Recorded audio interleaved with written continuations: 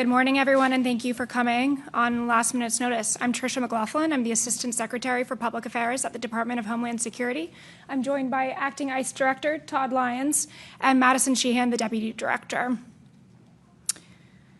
Thank you for joining us to address a diplomatic and military security operation that was conducted yesterday by the U.S. government.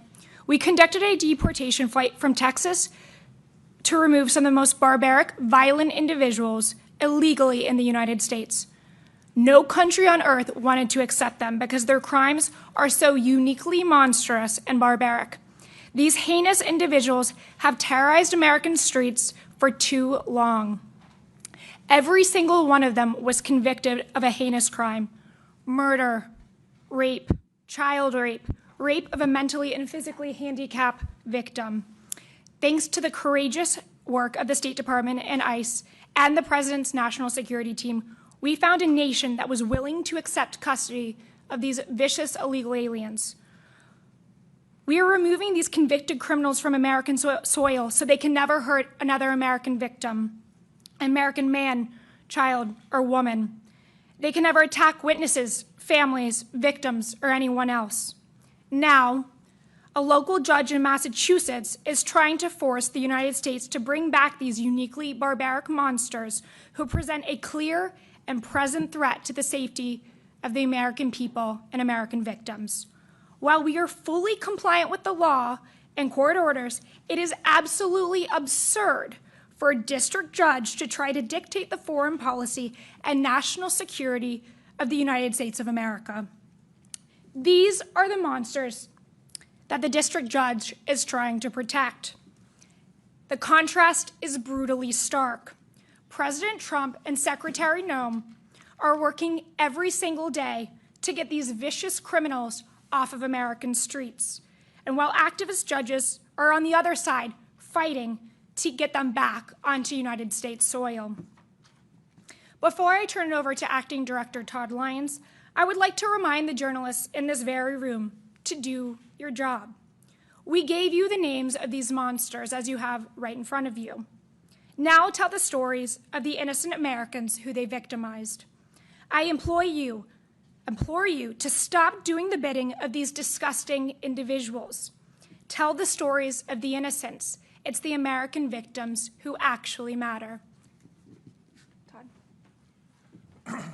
Good morning, thank you.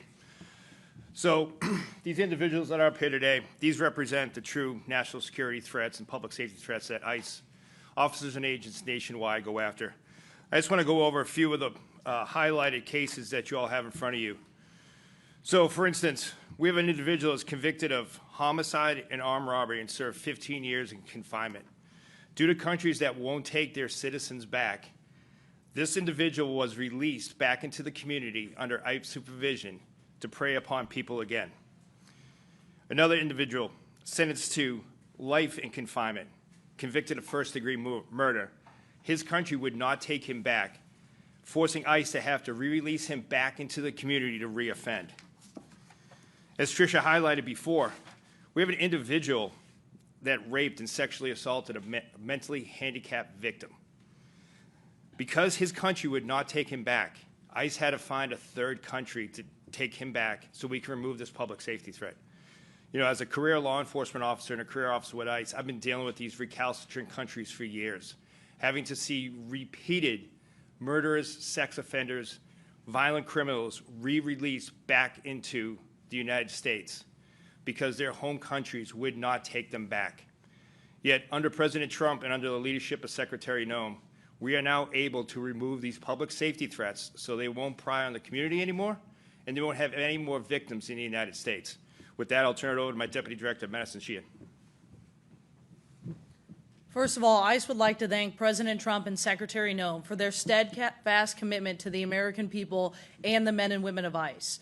Our commitment here at ICE remains the same, that we will remove the worst of the worst from your communities, including the list of people that are up on this board. As we work every day to make the American people safer, we see activist judges stepping in a way that we have never seen before to put criminals first and not the American people. This judge wants these criminals, these rapists, murderers, out on the streets in your communities. ICE will not let that happen and will continue to fight and put the American people first as the mandate President Trump received to make sure that we keep America safe. Thank you. Thank you, Madison. And with that, we'll take just a few questions. Say your name and outlet, Ted. Ted Hesson with Reuters. Can you clarify, are these 8 people that you are trying to deport to Sudan or South Sudan? And if so, why South Sudan? Where are they now? And are these the only 8 on the flight, and are there others? These are the only 8 on the flight. Because of safety and operational security, we cannot tell you what the final destination for these individuals will be. Brittany, Axios? The judge asked that you keep these individuals in U.S. custody once this flight lands. Is that being followed through? Has the flight landed yet? Do they remain on the plane, essentially? They're still in DHS custody as far as their exact whereabouts, again, because of operational security, and given these are such violent criminals, rapists, child rapists, as I've mentioned, we cannot disclose that.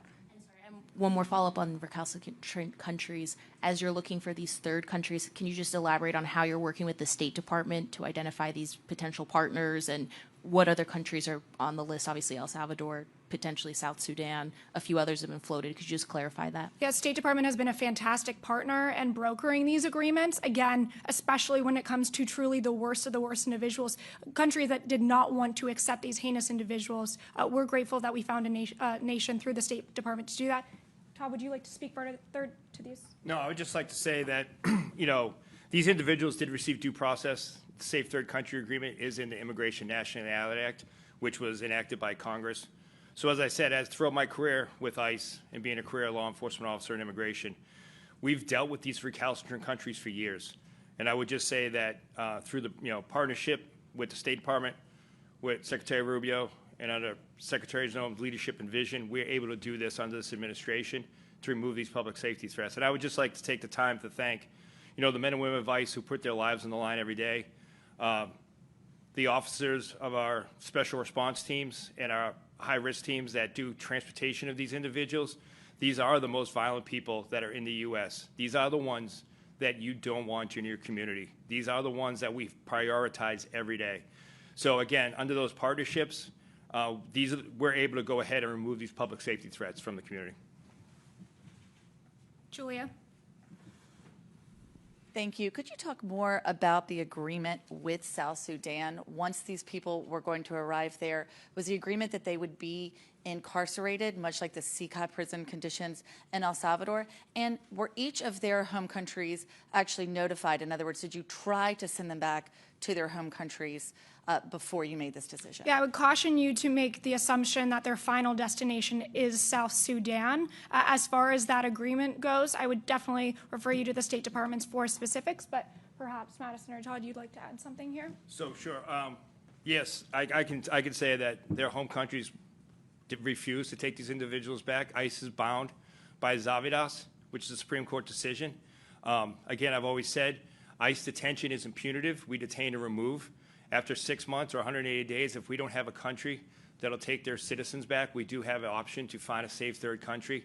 And in all these cases, these individuals were from countries that were recalcitrant or had impediments or life sentences that led to them not being able to remove to their home nation. So for that, ICE would go ahead and follow the laws enacted by Congress to find a safe third country. South Sudan is considered a safe third country? So I can't talk as far as the State Department and agreements made at this administration as far as where this final destination is for these individuals. So again, I refer you to State Department. I think we'll take one more. Priscilla? Thank you. In a court declaration yesterday evening, one of the attorneys said that when she reached out about her Burmese client, that she was told by an officer that it was South Sudan.